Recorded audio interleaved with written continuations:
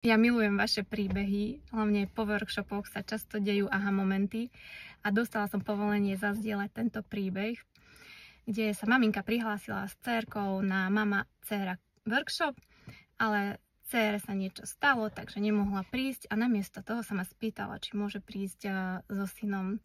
Tak chvíľu som váhala, pretože som to mala v hlave nastavené na babskú jazdu, ale povedala som, že teda ona pozná najlepšie svojho syna a ona vie, že ako to zvládne, predsa len je to 3,5 hodiny.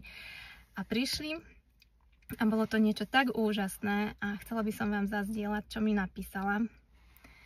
Ďakujeme krásne. Aj my sme ťa veľmi radi spoznali. Dnešok bol vynikajúci. Synček vyhodnotil, že opäť rád maluje. Prestal ešte v škôlke, keď mu pani učiteľka povedala, že mu kreslenie nejde a nedalo sa s ním pohnúť, takže som nadšená. Ďakujeme ešte raz, všetko dobré prajeme a do skorého videnia.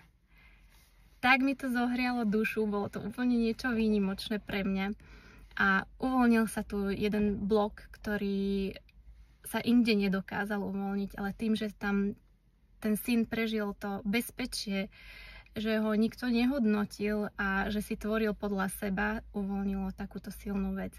Takže tvorte, ono sa to nezdá, ale stále sa tam niečo udeje v pozadí, niekedy malé, niekedy väčšie a ja sa teším na vás na ďalší workshop, už čoskoro, sledujte moju stránku. Ahojte.